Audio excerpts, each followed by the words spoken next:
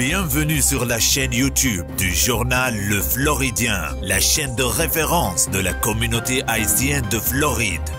Nouvelles, reportages, analyses, débats, interviews et autres.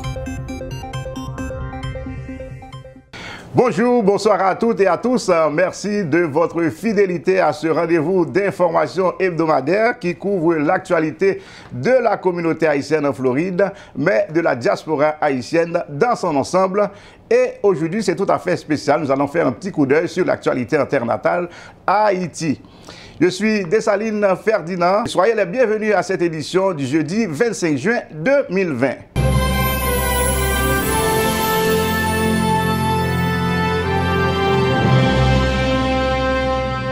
Voici le sommaire de ce numéro. Le coronavirus toujours menaçant aux États-Unis avec une explosion de cas en Floride, plus particulièrement à Miami. Le gouverneur DeSantis signe une augmentation des salaires des enseignants dans la loi de la Floride avec un soutien bipartite.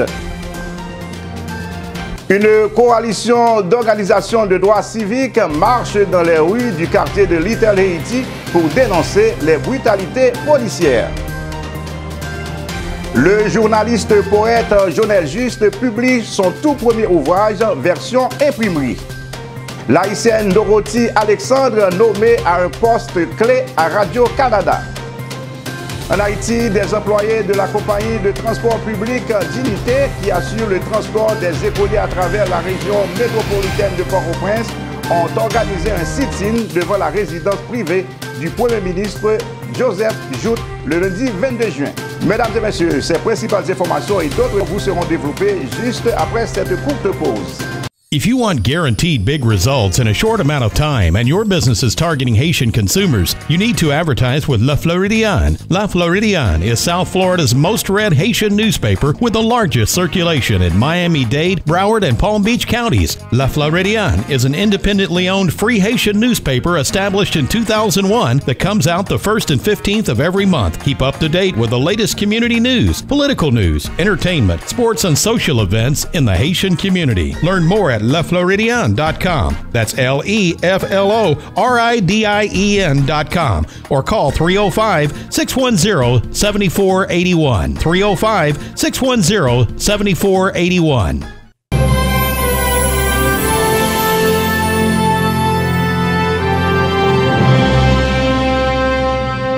De retour, mesdames et messieurs, pour le développement des principales informations annoncées, le Covid-19 continue d'occuper le rôle de la file de l'actualité depuis quelques mois maintenant et un bilan qui ne cesse de s'alourdir aux États-Unis.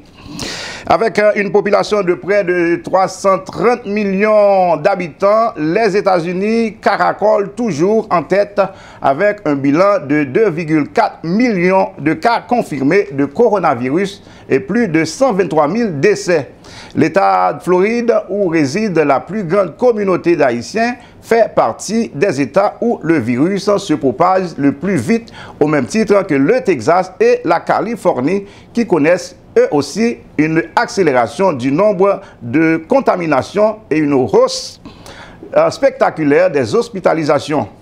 Le sud de la Floride est ainsi devenu un nouveau foyer de l'épidémie avec des malades de plus en plus jeunes. Ces nouveaux chiffres donnent foi dans le dos, notamment en Floride qui vient de battre son record avec 5508 nouvelles infections pour 44 décès supplémentaires en un seul jour.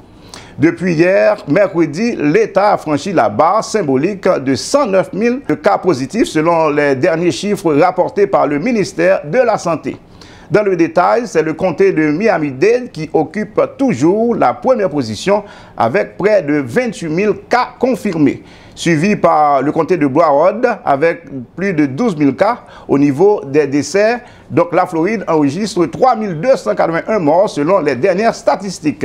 Face à cette nouvelle hausse, l'État de Floride a décidé d'imposer de nouvelles restrictions. Le port du masque sera ainsi obligatoire à Miami et dans une dizaine d'autres villes de la région. C'était déjà le cas depuis la semaine dernière à Orlando, Tampa et les célèbres îles des Keys. Les contrevenants à ces mesures devront payer $250 la première fois et $500 pour toute récidive. Sur le plan politique, le gouverneur Ron DeSantis a déploré l'explosion de nouveaux cas, surtout chez les jeunes. Il a également mis en garde quant au rassemblement dans certains lieux comme les bars et les restaurants. Ces derniers perdront d'ailleurs leur licence d'alcool s'ils ne font pas respecter les règles de distanciation physique.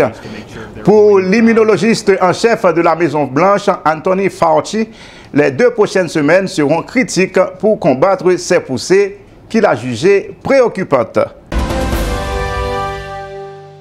Malgré la chute des revenus de l'État de Floride causée par la pandémie COVID-19, le gouverneur Ron DeSantis a signé ce mercredi un plan de $500 millions pour relever le salaire minimum de tous les enseignants à $47 500 l'an. Pour le gouverneur de Floride, ce nouveau projet de loi offrira une bouffée d'oxygène aux enseignants de son État.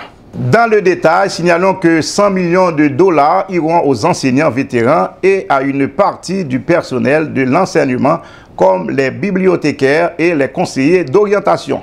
Les $400 millions restants serviront à augmenter le salaire minimum des enseignants. Le président du Sénat, Rob Bradley, a tenu à féliciter le gouverneur DeSantis pour avoir tenu sa promesse malgré la crise que l'État traverse actuellement. Le montant que chaque district scolaire recevra sera calculé en fonction de l'inscription, même si l'État maintient encore le flou sur la manière dont l'argent sera distribué. Des discussions entre les syndicats d'enseignants et les districts scolaires devront clarifier la situation dans un proche avenir. Une fois qu'ils trouveront un accord, ils devront envoyer un rapport détaillé au département de l'éducation de Floride pour approbation. Rappelons que le budget de l'État de 93,2 milliards de dollars devait initialement allouer $600 millions aux augmentations et $300 millions supplémentaires pour les primes. La crise COVID-19 étant passée par là, les législateurs se sont finalement accordés sur le montant de $500 millions lors de la finalisation du budget à la mi-mars. Combattre contre la brutalité policière et le harcèlement, vendredi dernier, soit le 19 juin, un rassemblement réunissant plusieurs organisations de défense des droits humains a eu lieu dans le quartier de Little Haiti, ville de Miami, pour réclamer que justice soit rendue à George Floyd. Cette marche a eu lieu en présence de plusieurs chefs religieux, de chefs d'entreprise ainsi que de défenseurs de droits civiques de différents horizons. Ce rassemblement de protestation a débuté vers 5 h de l'après-midi sur la place Toussaint-Louverture, héros de l'indépendance d'Haïti, il faut le préciser, le souligner, situé à l'angle sud-est de la 62e rue et North Miami Avenue. Plusieurs leaders locaux se sont relayés et ont pris la parole pour dénoncer les brutalités policières dont la population afro-américaine est la première victime. Pendant toute la durée du rassemblement, les participants ont érigé des pancartes sur lesquelles on pouvait lire « Black Lives Matter », alors que les automobilistes qui passaient dans la zone n'ont pas manqué de les soutenir avec des coups de klaxon d'encouragement. Nous vous invitons à suivre, mesdames et messieurs, une séquence des différentes interventions qui ont été faites au cours de ce rassemblement, en commençant par le discours de l'activiste bien connue, Madame Marlène Bastien.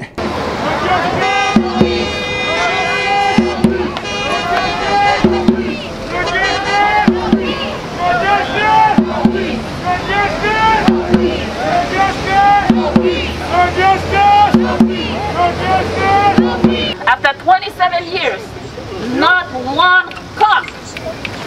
After 27 years, guys, not one cop has been prosecuted. Is that justice? No. Is that fair? No. So we are here to say in a collective voice, to say no, that we want justice, we want change, we want real change, so that cases like Joshua Alexander and cases of those who perish under the brutal hands of the police can stop. Joshua Alexander. We want justice. We want justice.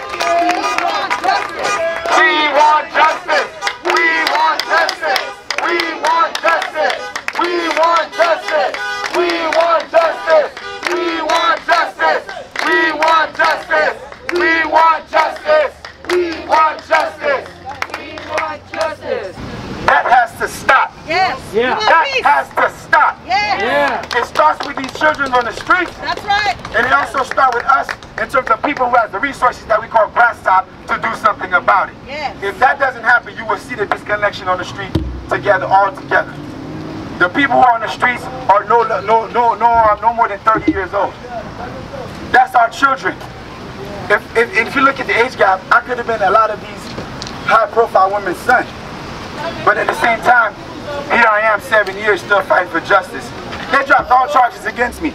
They charged me with incite to riot and resisting arrest without violence to his person.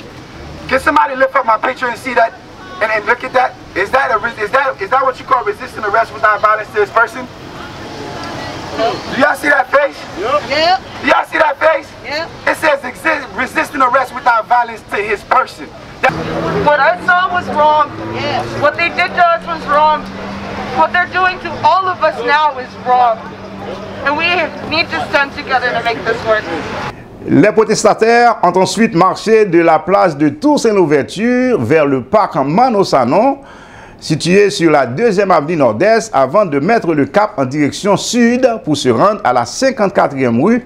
Regardons maintenant ensemble, mesdames et messieurs, comment ça a été. Regardons quelques images du déroulement de cette manifestation pacifique.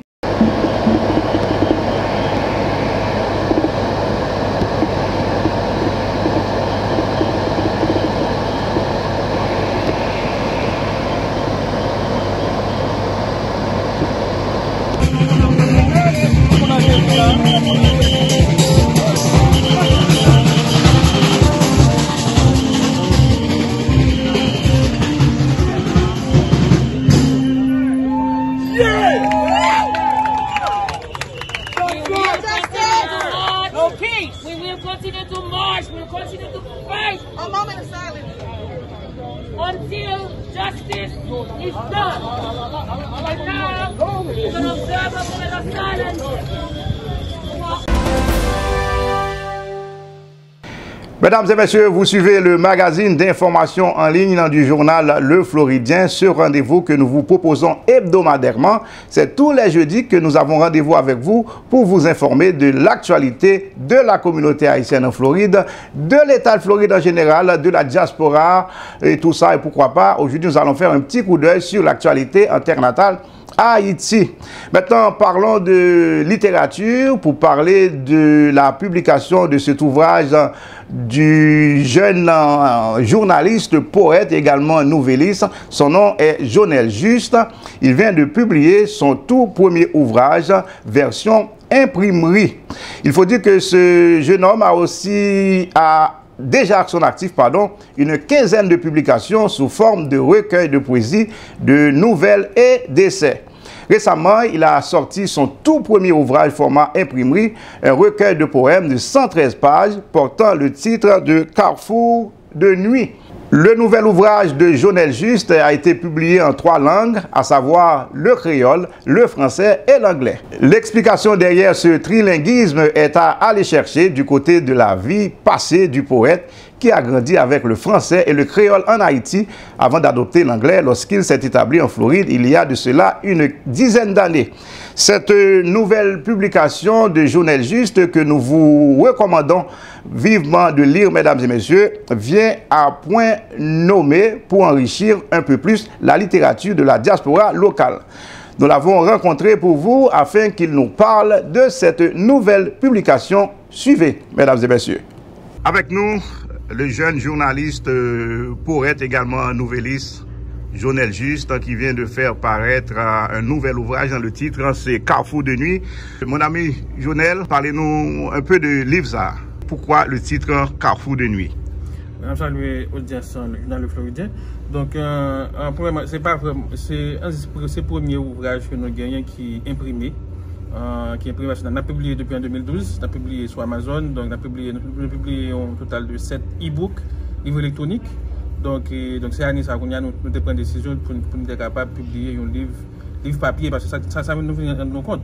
Après que nous avons publié le premier livre en 2012 en France, c'est une édition en France c'était publié pour nous, mais pas publié sous forme papier, c'était publié sous forme électronique. Nous avons remarqué que donc livre, c'est vrai que la technologie a avancé, c'est vrai qu'il y a un peu de monde qui opère avec la technologie, mais tout il y a un peu de monde qui est toujours attaché avec des capables de dire livre traditionnel là. Justement, on tape ça parce que nous avons dossier, ceci n'est pas ça, et le Floridien n'a pas existé. Voilà. Donc le Floridien continue à imprimer. Donc, parlez-nous un peu de titre là. Pourquoi le titre Carrefour de nuit? Bon, le titre là lui-même, donc c'est Carrefour Haïti.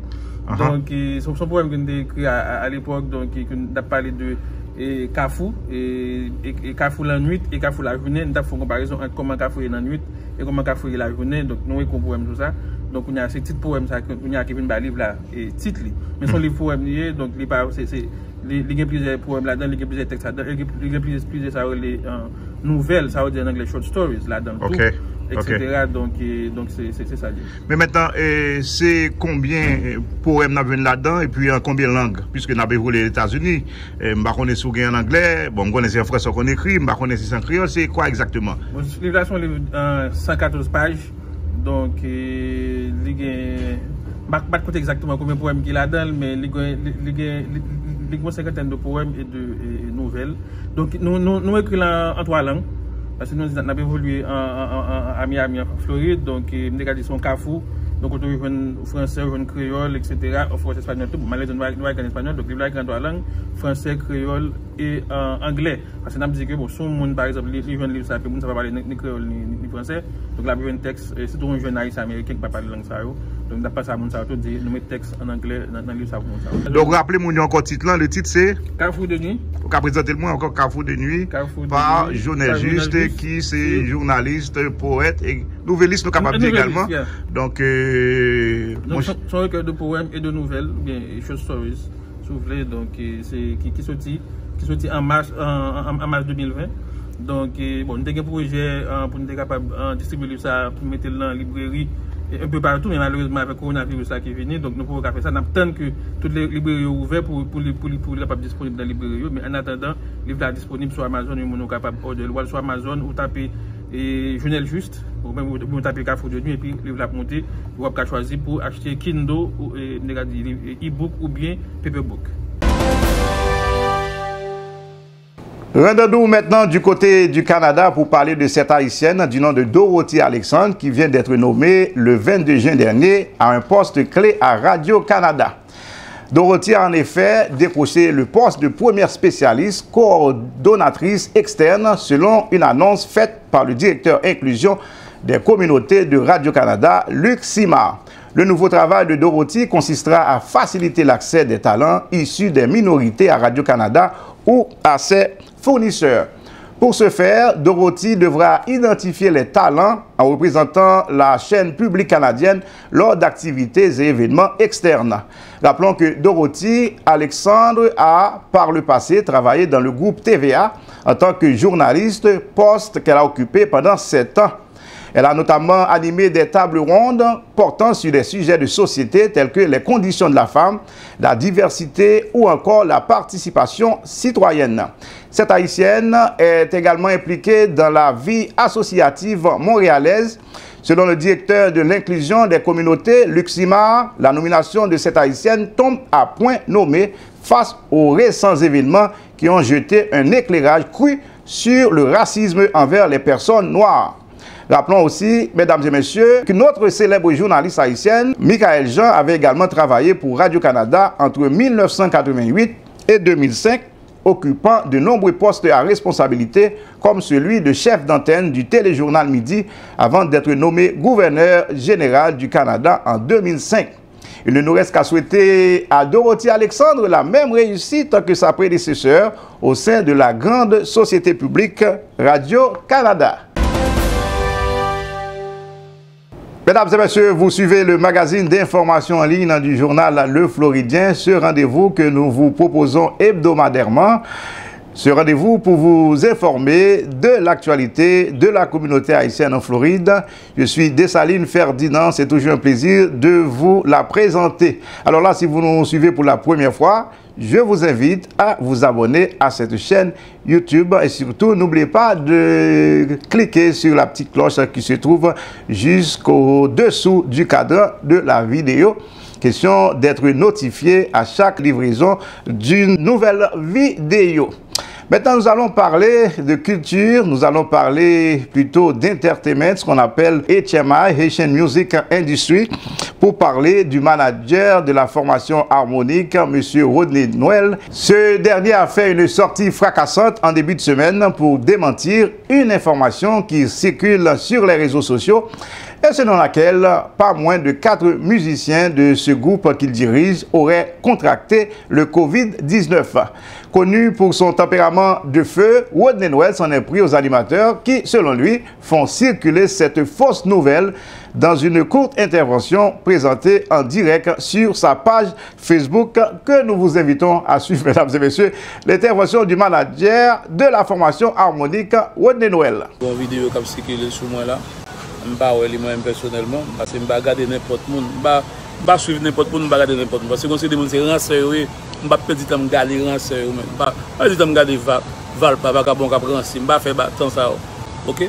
Nous avons plus de cap rancé dans l'industrie qui veut travailler tout bon. Nous avons dit tout le monde pour précaution. Mais la question de rancé, à accuser, à courir vieux bruit, suspendre faire grimace. C'est ça que nous avons fait, créer une négativité. Parce que nous ne gagner dans la tête. C'est pas les tintin toute la journée. Tout le monde qui vit bien que nous tout. OK? Nous rendons ça jol nous propre. OK? C'est celle ça nous qu'a fait nous mêmes haïtiens ça. Rend ça jol nous. Suspendre nous maintenant monde mal. OK? Suspendre rend ça monde. Ouais, pas parler longtemps. Nous connaissons parler, pas cacher rien. Faire respect nous parlons maintenant. Si je fais Covid, je vais venir me parler avec papier Covid mais quand il y a là papier là, je vais mettre là online. Il papier Covid négatif. Et puis, que sur what qui me dit Covid positif. Quand il y a là, tout le monde qui fait Covid dans 2 semaines, on répond. OK? À la prendre nos bagages dans un gros pays, ça. À l'école, à la prendre nos bagages, pas mettre des gens. Suspendre et faire popularité nous sous de l'autre monde. Créer fait pas nous, ban égaré. Imbécile. Comme vous l'avez pu constater pour certains observateurs, le président de Noël NCC Productions, la compagnie organisatrice du Haitian Compa Festival, n'a pas été du tout poli durant son intervention. D'autres sont allés encore plus loin pour dire que M. Noël s'est justement rabaissé en parlant de la sorte. Lors d'une seconde intervention, cette fois, il a adopté un ton plus mesuré en tenant des propos apaisants, peut-être une manière implicite de s'excuser auprès de son belle audience. Signalons que le PDG de Noël NCC Productions et manager du groupe Harmonique a par la suite publié, mesdames et messieurs, le résultat de son test de dépistage pour la COVID-19 qui s'est révélé négatif. Alors là, c'est une bonne nouvelle pour lui et son entourage.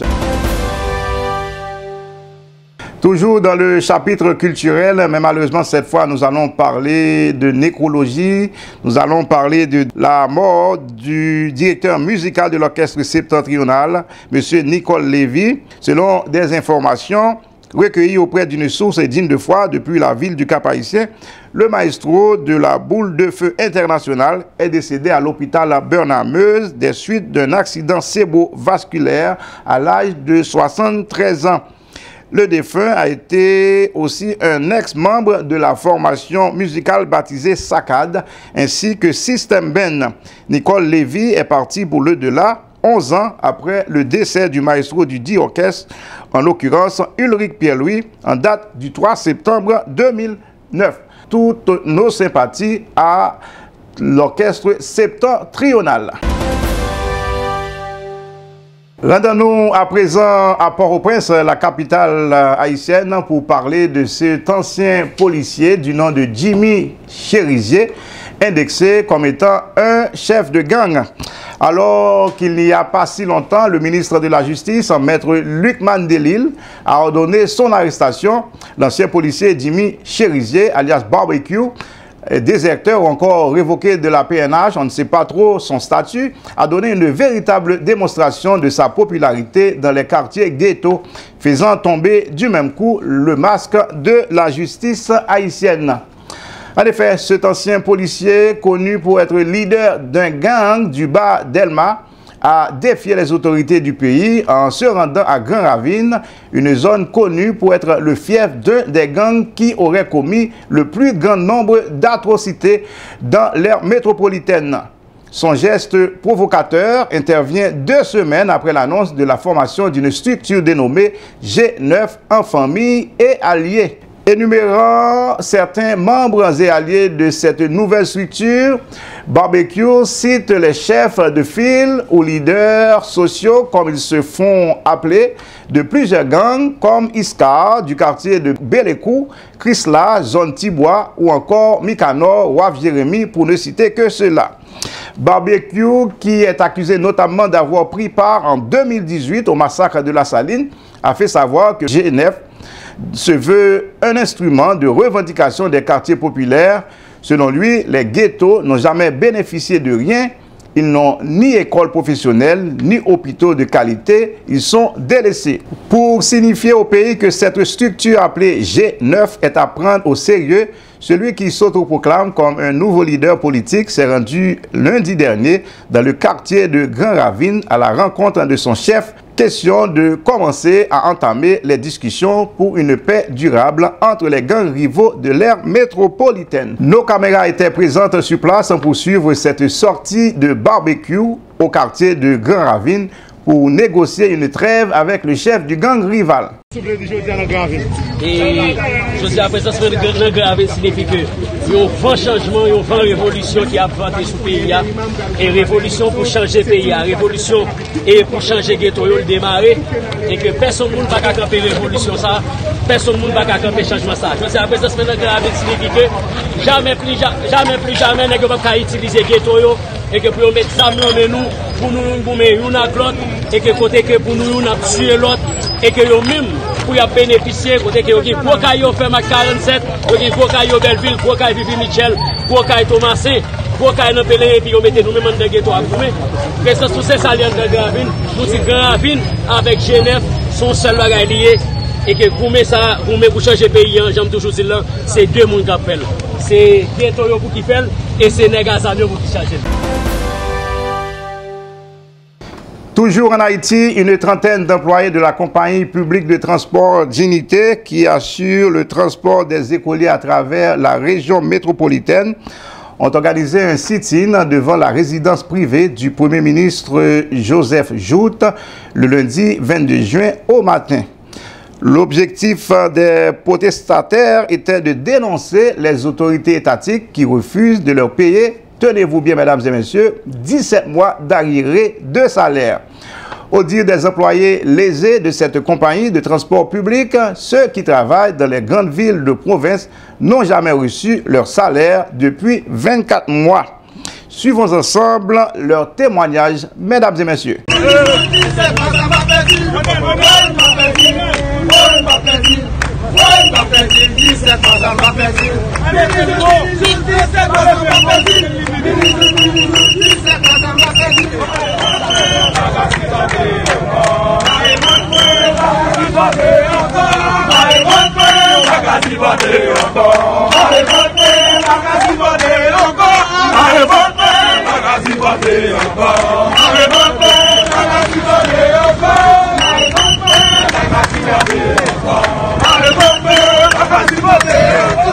Nous levons camper jusqu'à ce qu'on paye nous dit cette fois ça. Nous dit fois ça, où ça va passer. Et nous levons message ça. Le directeur de Stiljon nous dit si qu'on ne pas payer nous allons passer l'emploi B. Fois ça, seul pas bataille, pas pour galonner. Le gros $100 américain, il presque bon $3,000, 15,000 gouttes. Mais qui sont qu'à faire avec mes amis?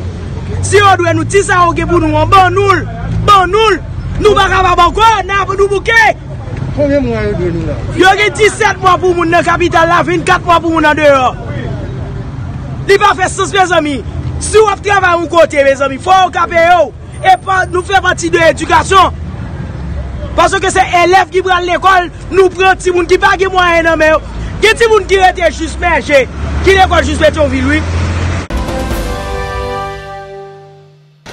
Les employés de la compagnie de transport Dignité ne sont pas les seuls à revendiquer des arriérés de salaire. Ceux du ministère de l'Intérieur et des collectivités territoriales sont confrontés au même problème. Là encore, l'État s'est montré particulièrement négligent en accumulant 18 mois d'arriérés de salaire. Les employés victimes de ces retards de paiement menacent de boycotter leur département. Ils étaient au micro des journalistes présents sur place ce mercredi 24 juin, profitant de l'occasion pour cracher leur indignation face à un État irresponsable. Suivons ensemble les réactions indignées de quelques protestataires. Pendant ce temps, il faut faire exercice 17, 18, 19 pour nous ça retoucher. Mais ce n'est pas seul jeudi. Nous avons des péroles là parler tout le temps, mais péroles là pas jamais qu'à vivre. Péroles là tourner Jésus, nous pas contre qui est là. Nous-mêmes, pour nous là, nous faisons nos phases. Parce que si on dit nous en confinement, nous pas contre Corona, nous toujours du travail. Eh bien, jeudi, Corona financière, il faut relever le nom de nous-mêmes pour nous faire notre poche, pour nous aller petit nous avec Marie, nous, jeunes garçons, qui ont pris dans la guerre, il faut mieux qu'ils nous gâtent. Je dis à vous, dès que plus que 3 mois de ministère là, nous-mêmes en tant qu'employés, c'est un bilan de monsieur pendant le ministère là. Bilan qu'elle fait, l'espèce d'un ministère, il joue nous pas 4 contrats qu'elle joue nous, il dit la pété pour préparer le payroll, ministère son ministère qui charge dette, c'est Jack sous Jack. Mais lui-même, il dit, il ne va pas au contrat, pas avant qu'elle fait payroll. Mais je ne dis pas employé, non, tout employé quand le ministère intérieur, ils ont demandé, même, non seulement, même si on fait aussi un contrat, mais ils ont demandé une nomination sans condition. C'est ça, Voilà, ici pour fin l'édition de ce jeudi 25 juin 2020. Mesdames et messieurs, merci de nous avoir prêté votre attention encore une fois cette semaine pour suivre ces informations que nous venons de vous diffuser. Merci de votre fidélité et nous voulons dire merci tout à fait spécial à tout le monde qui prend le temps pour abonner à la chaîne là. Et surtout, le monde qui prend le temps pour inviter l'autre amis, l'autre famille, fait de même, s'abonner, subscribe à cette nouvelle chaîne YouTube. Alors là, c'est une façon, comme on dit nous, pour bien connecter avec réalité communauté haïtienne. N'oubliez pas de consulter le site internet du journal, le site officiel du journal Le Floridien, à savoir www.lefloridien.com. Et puis, vous pouvez nous suivre sur notre page Facebook, Le Floridien News. Rendez-vous à la semaine prochaine pour un autre numéro. Je suis Dessalines Ferdinand. À bientôt. If you want guaranteed big results in a short amount of time and your business is targeting Haitian consumers, you need to advertise with La Floridienne. La Floridienne is South Florida's most read Haitian newspaper with the largest circulation in Miami-Dade, Broward, and Palm Beach counties. La Floridienne is an independently owned free Haitian newspaper established in 2001 that comes out the 1st and 15th of every month. Keep up to date with the latest community news, political news, entertainment, sports, and social events in the Haitian community. Learn more at LeFloridien.com. That's LeFloridien.com. Or call 305-610-7481. 305-610-7481.